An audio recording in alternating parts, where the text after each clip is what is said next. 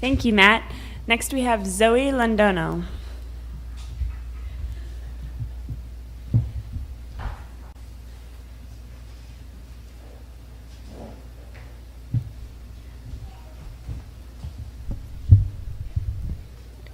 Can everyone hear me?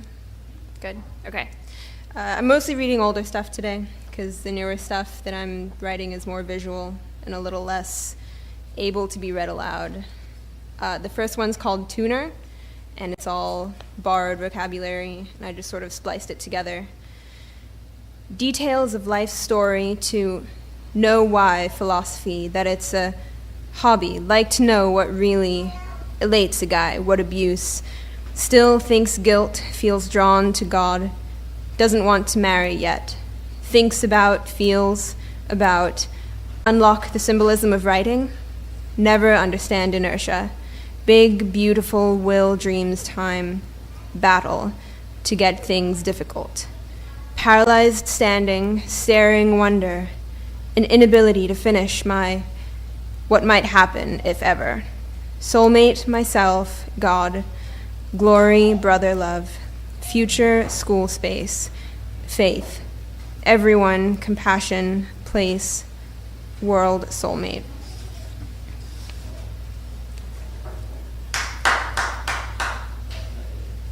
No, but thank you. I appreciate that.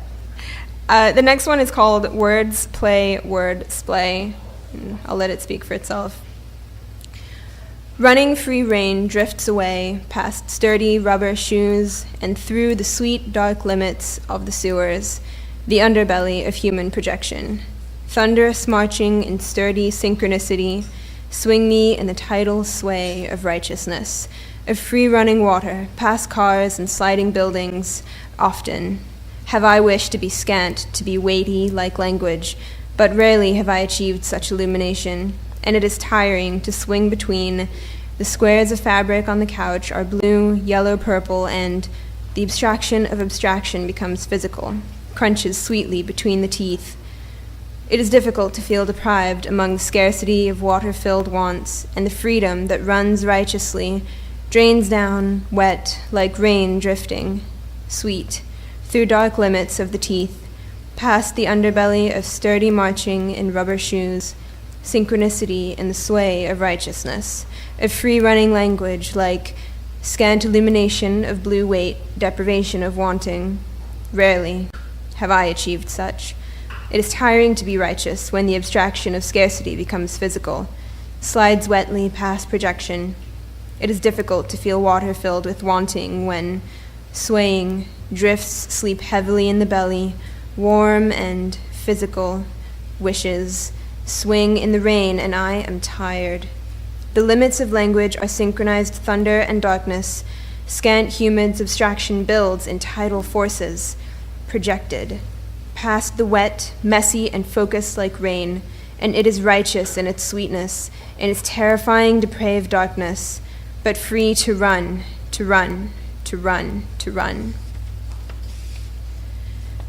This next one is called Poem, and it grows like a living thing. So hopefully you guys see that. This is, and so are you, 2 and 3 and 4. See? Big, but small. Likes to dance. Happy, excited poem. Stumble falls, sometimes but always rises. Touch poem, action poem. Dance all over the page. A poem of fingers and toes, opening, closing, learning, what reach is, what seek is, jumbled swells, wandering twilight. Please cradle this poem gently as it warms to warmth, to fluidity, spreading, the uncertainty of this giving of form and shadow. Negative space is difficult to grasp logically, but comes naturally at the corner of your eye, as does finding limits. This poem is a process, and it would like you to know that it is getting there, creating ways to stroke its own softness. It jumps when it wants to now, and when it does not, it flows slowly. It takes you with it. This poem cradles you now, cradles me, holds us in its warm depths, dependent on its accepting expansion, and meanwhile it has walked, powerfully and with arrogant grace, out into the world. This poem does not need you now. And the last one is called Lullaby. I wrote the rough draft of this when I had a really high fever, so it's dear to my heart. Lullaby. She wrote in a state of delirium. Silence darkens like twilight. She wrote her delirious dreams into delirium, into mad ravings of poetry. There are no answers. Clouds take dreaming. She wrote her delirium.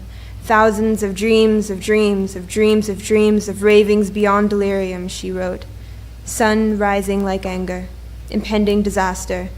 The ravings of a mad delirious dreamer, she wrote, and the smile she smiled was one of joyful delirium. Tragedy is never so meaningful as when it leaves us time to catch our breath. The madness raved as she wrote her smiling dreams and spun herself into delirium. Words freeze in such a scream. She wrote, and the delirious madness smiled the mad smile of 1,000 dreamers trapped in their own dreams, running like the harsh edge of a diamond, tarred with the black brush of sight. Stand and face them. Moving doesn't get easier. She wrote the dreamers into delirium, and they smiled, and the madness raved with smiles. The smiles were poetry, written into her delirium as she spun and raved. Autumn leaves are sad. We sit forlorn and wishing. The madness was dreams, and the delirium was poetry, and the writing was spun dreams of traps and smiles and raving. I can't help but want just a little. The delirium rode on, and she smiled, mad, maybe laughter. Thank you.